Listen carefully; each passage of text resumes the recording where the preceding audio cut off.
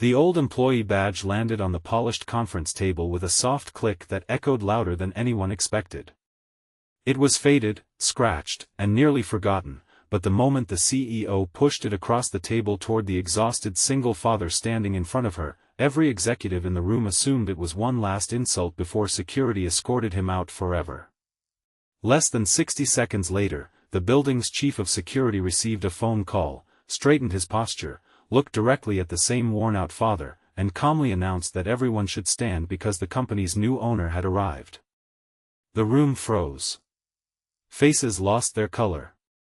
The badge everyone believed represented failure had become the symbol of a promise fulfilled 15 years earlier. Before we continue this unforgettable journey, if you believe that kindness, forgiveness, hope, and second chances can change lives, please take a moment to like this video, leave a comment, share it with someone who needs encouragement today, and subscribe to our channel so you can become part of our growing family that believes every act of compassion matters. Garrett Holloway had never expected life to become so quiet after losing his wife.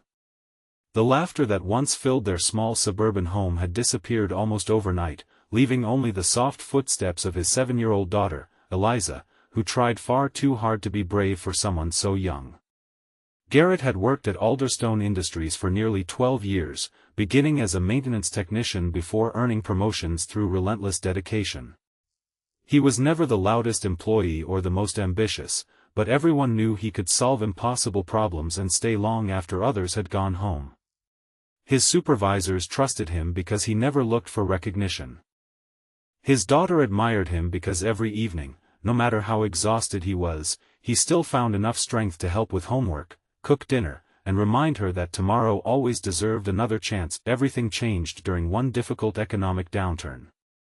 The company announced restructuring, promising efficiency while quietly removing loyal workers who earned higher salaries.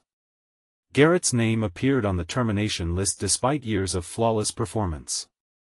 He walked out carrying a cardboard box, his family photographs, a coffee mug his daughter had painted, and the plastic employee badge that security forgot to collect in the confusion. Nobody noticed the badge still hanging inside his jacket pocket. Nobody cared. To Alderstone Industries, Garrett had become another forgotten number on another forgotten spreadsheet. Finding new work proved harder than anyone warned him. Employers praised his experience but always chose someone younger, cheaper, or willing to relocate. Garrett refused to move because doing so would separate Eliza from the school where she still felt connected to memories of her mother. Bills accumulated. Savings disappeared. His pickup truck became older. His clothes became more worn.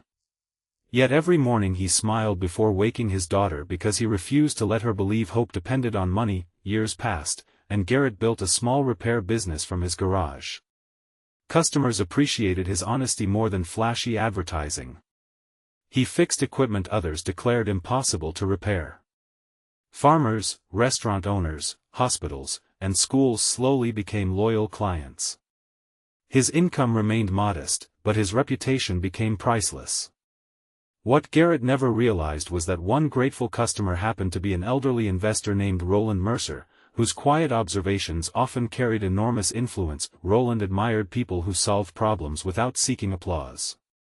Whenever Garrett repaired something, he explained every detail honestly, charged fairly, and often refused extra payment if he believed the customer had already struggled enough. Roland began requesting Garrett specifically, not because he needed repairs, but because conversations with him restored his faith in humanity. Garrett never recognized that the gentle old man asking thoughtful questions controlled one of the largest private investment portfolios in the country. Meanwhile, Alderstone Industries continued expanding aggressively. Under its ambitious CEO, Vivian Carlisle, profits climbed rapidly, but the culture changed dramatically. Loyalty became secondary to quarterly reports. Experienced employees quietly disappeared while consultants filled expensive boardrooms with complicated presentations. Vivian was brilliant, disciplined, and respected throughout the business world, but years of chasing performance had slowly distanced her from the human stories behind company numbers. One sunny afternoon, Roland Mercer unexpectedly passed away. News headlines focused on his remarkable business achievements, while lawyers quietly prepared to execute one final instruction hidden within his estate. Instead of transferring his controlling shares to another investment firm, Roland left them inside a trust with one unusual condition. Ownership would eventually belong to the individual he described as the finest example of character he had encountered during the last 20 years. Attached to the legal documents were dozens of handwritten pages describing Garrett Holloway's honesty, compassion, resilience, and unwavering integrity. Roland believed company survived on numbers but flourished because of people like Garrett. Months later, the legal process reached its conclusion, but strict confidentiality prevented anyone from revealing the decision until every requirement had been satisfied. Garrett knew nothing about any of it. He simply continued fixing machines, attending school events, and encouraging Eliza, who had grown into a thoughtful teenager determined to become an engineer because she wanted to solve problems the way her father always had. Then one ordinary morning, Garrett received a surprising invitation from Alderstone Industries requesting his presence at corporate headquarters. The letter explained that old employment records required clarification regarding pension documentation. Garrett hesitated before accepting. Returning to the building where his confidence had once been shattered felt painful, yet he believed closing unfinished chapters might finally bring peace. The towering headquarters looked even larger than he remembered.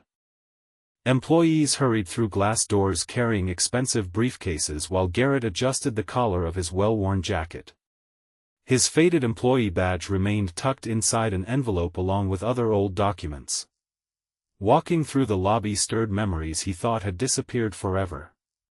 Every polished floor reflected moments of sacrifice, overtime, and dreams that had once filled his heart. Vivian Carlyle greeted him personally, although not warmly. She believed the meeting represented nothing more than an administrative inconvenience. After reviewing outdated records, she opened the envelope containing Garrett's forgotten employee badge. Looking at its faded surface, she sighed before sliding it across the table. She remarked that forgotten things sometimes needed to be returned so people could finally move on. To Garrett, the badge represented years of honest work rather than failure, so he accepted it quietly, thanked her sincerely, and prepared to leave without resentment. Before he reached the conference room door, the chief of security hurried inside holding his phone with trembling hands. His expression had completely changed from routine professionalism to stunned respect. He informed everyone that legal representatives had arrived downstairs with immediate instructions from the board's external trustees. Then, after listening carefully for another few seconds, he ended the call, faced Garrett, and announced that company policy required every executive present to acknowledge the arrival of Alderstone Industries' majority owner. Silence swallowed the room. Executives exchanged confused glances while Vivian stared in disbelief. Garrett assumed some terrible misunderstanding had occurred. He even stepped aside, believing another distinguished guest must be entering behind him. Instead, the security chief respectfully approached Garrett and explained that the ownership transfer had become legally effective less than 1 minute earlier. The trust established by Roland Mercer had officially transferred controlling interest to Garrett Holloway. Lawyers entered carrying sealed documents confirming every detail. Shock spread through the conference room. Some executives immediately began offering congratulations that sounded strangely rehearsed. Others struggled to hide panic as they remembered decisions that had sacrificed loyal workers for short-term gains. Garrett remained speechless. Wealth had never occupied his dreams. He thought about his daughter, his garage workshop, and the simple life they had built together. The badge resting in his hands suddenly felt heavier than ever because it reminded him that dignity could survive even when opportunity disappeared. News spread through the building faster than any official announcement. Employees gathered quietly in hallways, uncertain what this unexpected leadership change would mean. Many older workers recognized Garrett immediately. They remembered sharing lunches, solving maintenance problems together, and watching him comfort coworkers during difficult days. Several fought back tears after learning that the humble father they once admired had returned not with anger but with unimaginable responsibility. Vivian expected immediate dismissal. She had spent years making harsh decisions and assumed Garrett would now seek revenge. Instead, he asked for a private conversation. He explained that losing his job had caused tremendous pain, yet bitterness would only continue the cycle that had already harmed so many families. He admitted the company had forgotten compassion, but he refused to forget it himself. Those words affected Vivian more deeply than any accusation could have. For the first time in many years, she saw the human consequences hidden behind financial reports. She remembered signing restructuring documents without ever meeting the people whose lives they transformed. Success had gradually convinced her that efficiency justified everything. Looking into Garrett's calm eyes, she realized leadership required more than intelligence. It demanded empathy, rather than replacing everyone. Garrett spent weeks meeting employees from every department. He listened more than he spoke. Janitors, receptionists, technicians, accountants, engineers, and cafeteria workers all shared stories about growing pressure, shrinking trust, and disappearing morale. Garrett filled notebooks with ideas gathered from people whose voices had long been ignored. Eliza watched her father's transformation with quiet pride. She reminded him never to lose the qualities that made Roland Mercer believe in him. Garrett promised that every important decision would answer one simple question.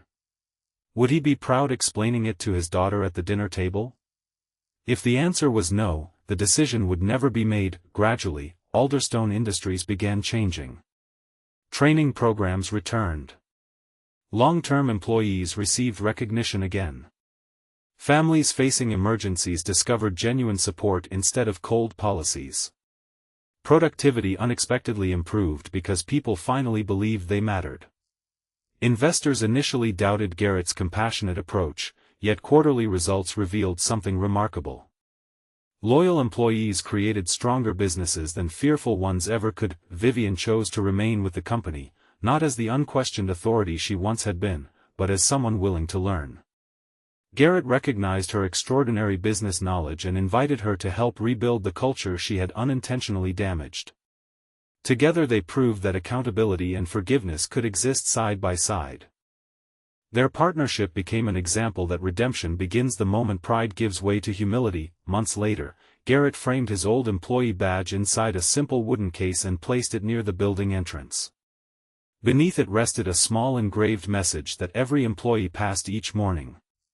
It reminded everyone that no title lasts forever, no position defines a person's worth, and no act of kindness is ever wasted because someone, somewhere, is always watching. Visitors often assumed the display honored a famous executive from decades earlier.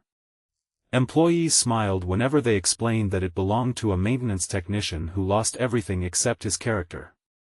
They proudly told new hires that the company's greatest success story had never started in the executive suite but inside the heart of a father who refused to let hardship make him cruel. Garrett never forgot the years of uncertainty, the unpaid bills, or the mornings when he wondered whether hope alone could feed a family.